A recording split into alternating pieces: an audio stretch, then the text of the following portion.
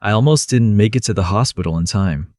When the ER nurse pressed the crash cart past me in the hallway and I realized it was heading toward my wife's room, I thought the worst thing I'd ever faced was that sound. Wheels on linoleum moving too fast. I was wrong. The moment I sent the family group chat a single photo, my wife unconscious, tubes running from her arms, a ventilator breathing for her, my mother-in-law replied with a real estate listing. A 3-bedroom house in Scottsdale. No message. Just the link. Nobody came. Not her brother, not my own father, not the cousins who had toasted us at our wedding 2 years earlier. 3 weeks later, still sleeping in a recliner chair on the 4th floor of St. Win, Marcus Medical Center, I picked up my phone to 47 missed calls and one text from my younger brother that made my stomach drop. Call me now. Don't read the group chat first. I did. And I'm Caleb Marsh, and this is my story. I still have trouble saying it out loud without my voice catching somewhere in the middle. But I've learned that silence doesn't protect you.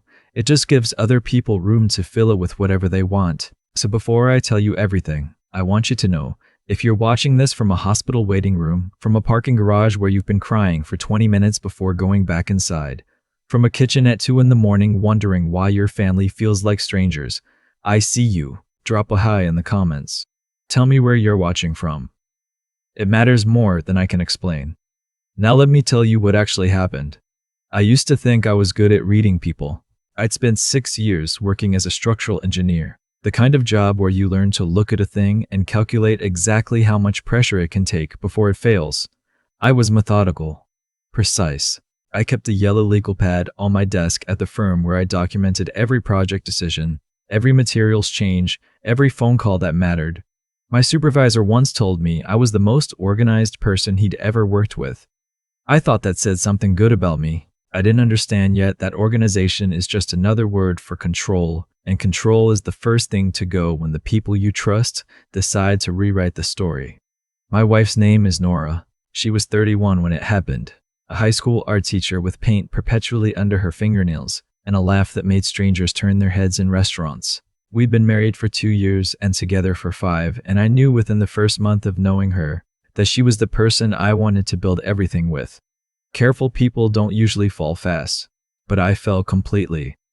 The morning it happened was a Tuesday in late October. Nora had complained of a headache the night before, the kind she sometimes got from grading too many papers under bad classroom lighting. She took ibuprofen, went to bed early. I remember kissing her forehead before I left for work at 7. I remember the way the morning light came through the bedroom curtains and made her look like she was already somewhere peaceful. My phone rang at 9:14. It was the school's front office coordinator.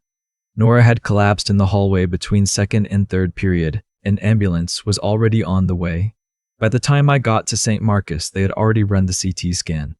The attending physician, a calm, measured woman named Dr. Voss, told me that Nora had suffered a hemorrhagic stroke caused by a ruptured arteriovenous malformation, a tangle of blood vessels in her brain that had been there her whole life, silent and invisible, waiting. She was being prepped for emergency neurosurgery.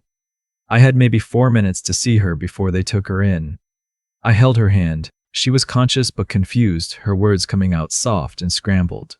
She kept saying my name like a question. Caleb? Caleb? I told her I was right there.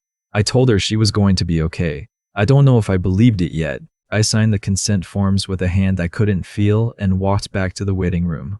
I sat down in a chair that faced a window overlooking the hospital parking structure, and I opened the family group chat, a thread of 31 people, both sides of the family, that we'd used for holidays and birthday announcements and a running argument about where to hold Thanksgiving. I typed, Nora collapsed at school this morning. She's in emergency brain surgery right now at St. Marcus. Please pray. I attached a photo I'd taken in those 4 minutes. Nora's hand in mine, her hospital bracelet visible, her face turned slightly away from the camera. It felt important that they know this was real, that they understand what real looked like. The responses came in within minutes. My brother sent a single line, on my way. My father sent, praying, son.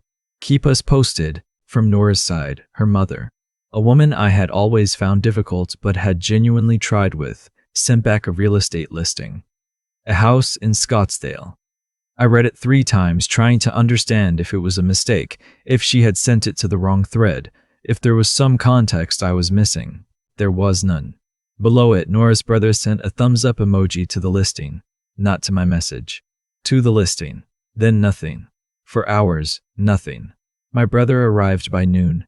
He is 4 years younger than me, works construction in Nashville, and drove 3.5 hours without stopping. He brought a duffel bag with a change of clothes for me, 2 sandwiches from the deli I like, and a phone charger, because he somehow knew mine would be dead. His name is Derek, and I want you to understand something about Derek. He is not a dramatic person.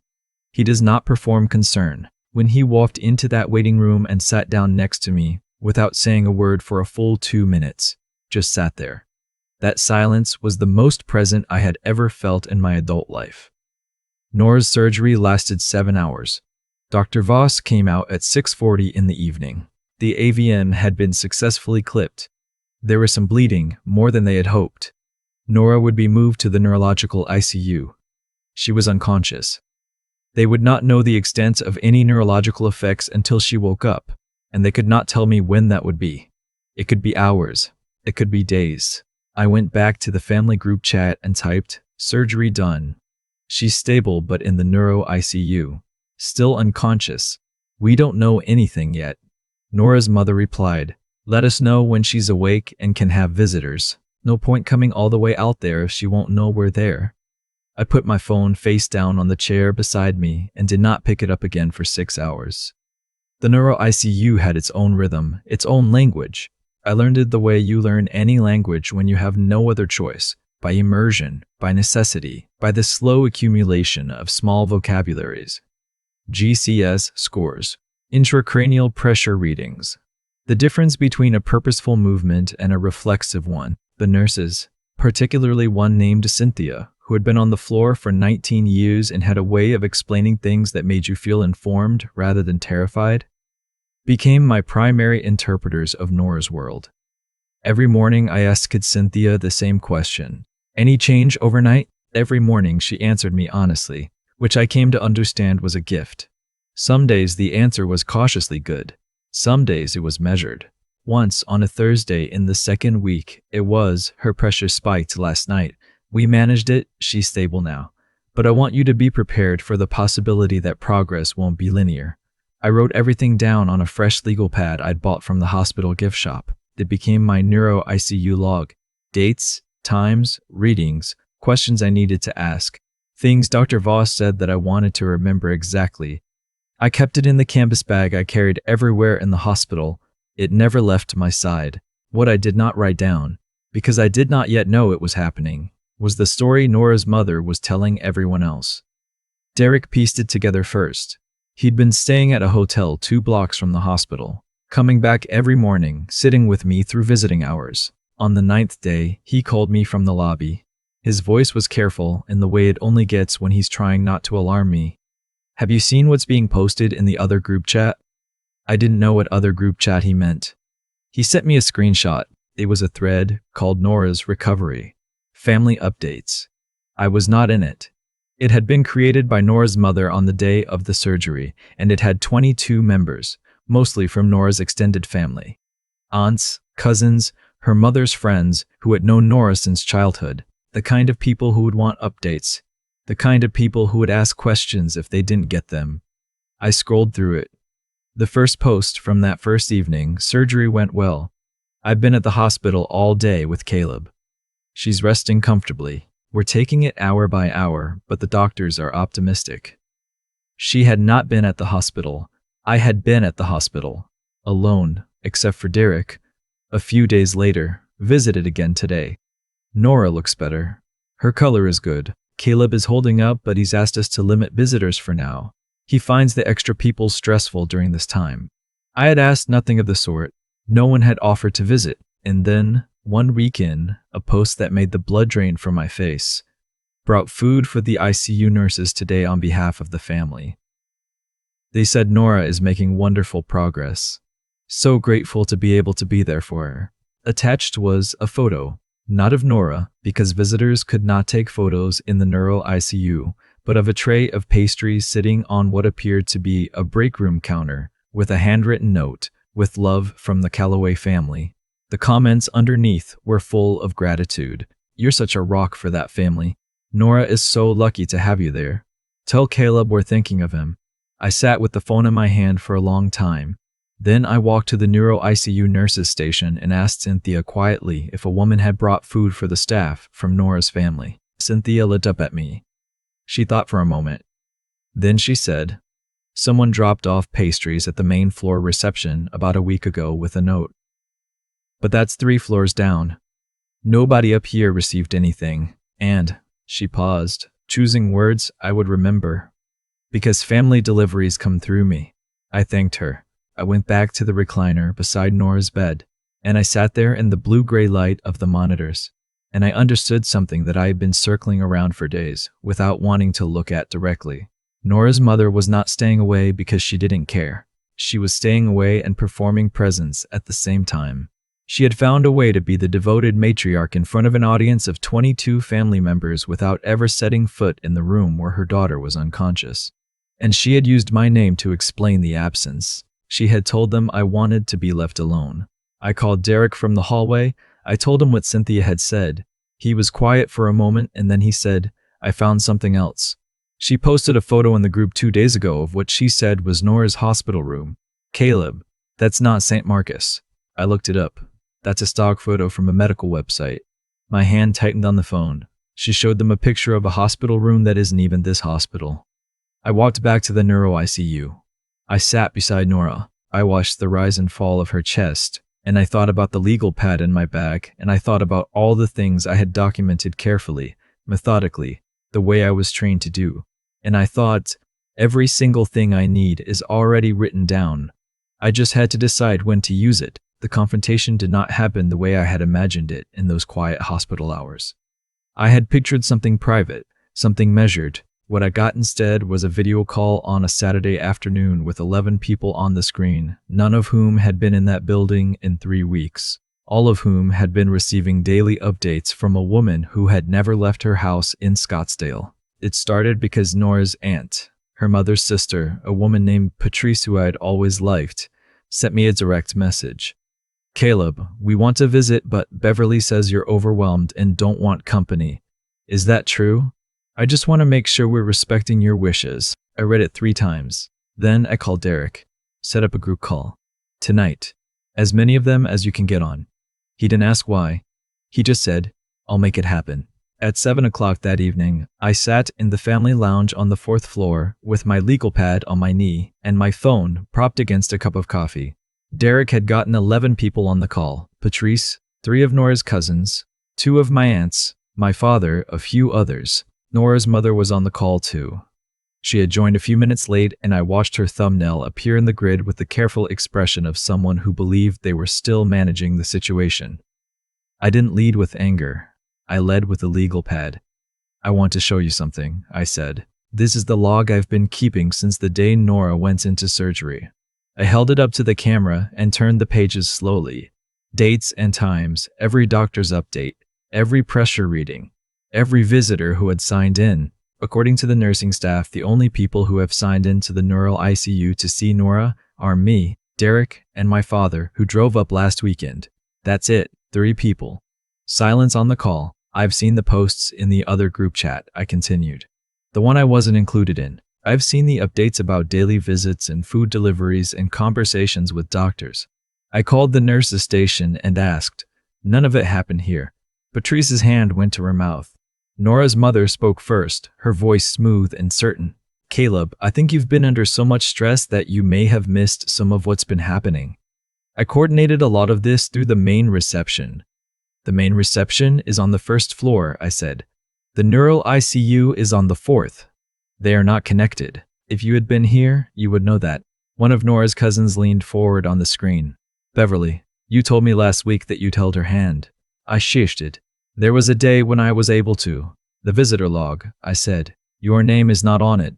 Not once." My father, who had said nothing yet, cleared his throat. "Beverly, why would you tell people you were there?" Her voice changed, hardened in the way that voices do when a story starts to collapse and the only move left is to reframe. "I was managing the family's anxiety. Everyone was panicking. Someone had to hold things together.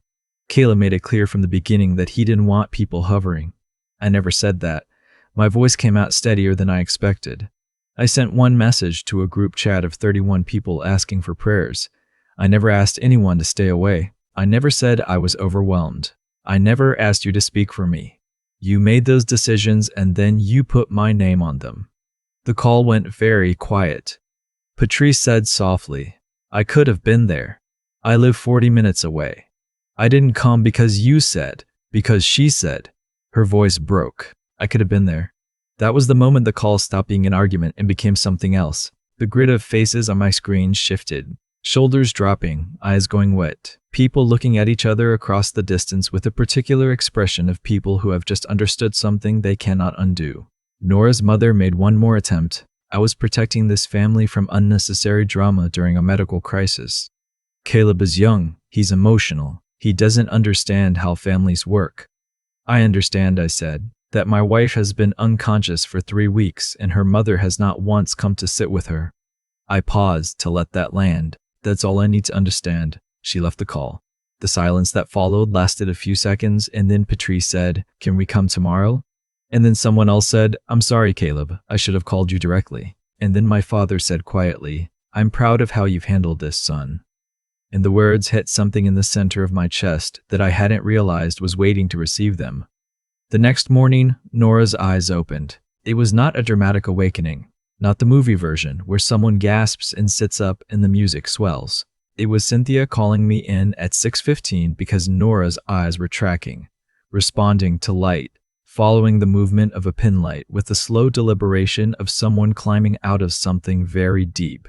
Dr. Voss came by an hour later and asked Nora to squeeze her hand. She did, asked her to say her name.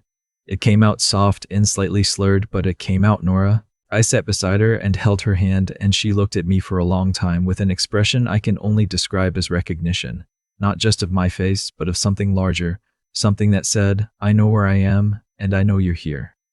I didn't cry until I was back in the hallway. Then I sat on the floor with my back against the wall and cried in a way I hadn't let myself since the day she collapsed. Derek found me there 20 minutes later. He sat down on the floor next to me without a word and handed me a cup of coffee. That was it. That was everything. Patrice came that afternoon. She brought a small plant, not flowers, because Derek had told her the room had enough flowers, but a small succulent in a terracotta pot that she said Nora could take home. She stood at the foot of the bed and looked at Nora for a long time without saying anything, and then she said, I'm sorry I wasn't here sooner. Nora didn't understand the full context yet, but she looked at her aunt and she said slowly and carefully, You're here now. My father came the following weekend and sat beside Nora for 2 hours, reading to her from a novel she'd started before the surgery. He'd found the bookmark, found the book, driven it up from Knoxville. He is not a man who has ever been easy with words, and watching him read out loud in his careful, slightly self-conscious way was one of the most tender things I have ever seen. Nora's mother sent a long text message 4 days after the call. I read it carefully. It was full of explanations. The stress of watching her daughter in crisis, the difficulty of the distance, the way she had only been trying to give the family something to hold on to. It was not an apology, not exactly. It was an explanation of why she had not been wrong. I read it twice and then I set my phone down and I went back to the legal pad and I wrote the date and the time and one line. Response not required. She showed up at the hospital once, unannounced, on a Thursday. I was in the room with Nora when the call came from the front desk. A woman saying she was Nora's mother and had come to visit. I went down to the lobby. She was standing near the entrance holding a large gift bag with tissue paper coming out the top. And she looked at me with an expression I had seen before on job sites, when someone knows the calculations don't work but is hoping no one checks them too carefully. I told her that Nora was still in a fragile stage of recovery and that her medical team had asked us to limit visitors to people who had been consistently present. I told her that when Nora was stronger and home, she could reach out to Nora directly and let Nora decide what she wanted. I told her that this was not a punishment. It was just the truth about what the last 3 weeks had been. She said, You're going to regret keeping me from my daughter. I said, I haven't kept you from anything. The door was open for 22 days. She left. The gift bag stayed on the bench near the entrance. I didn't look back at it when I got on the elevator. Two of Nora's cousins sent me messages in the days that followed. Separate messages, not coordinated. Both of them said versions of the same thing. We didn't know. We thought you wanted space. If we'd understood what was actually happening, we would have been there. I believed them. People believe the first story they hear, especially when it comes from someone confident enough to tell it. That's not stupidity. It's just how information works when there's no one to correct it. That part is the thing I keep turning over, even now.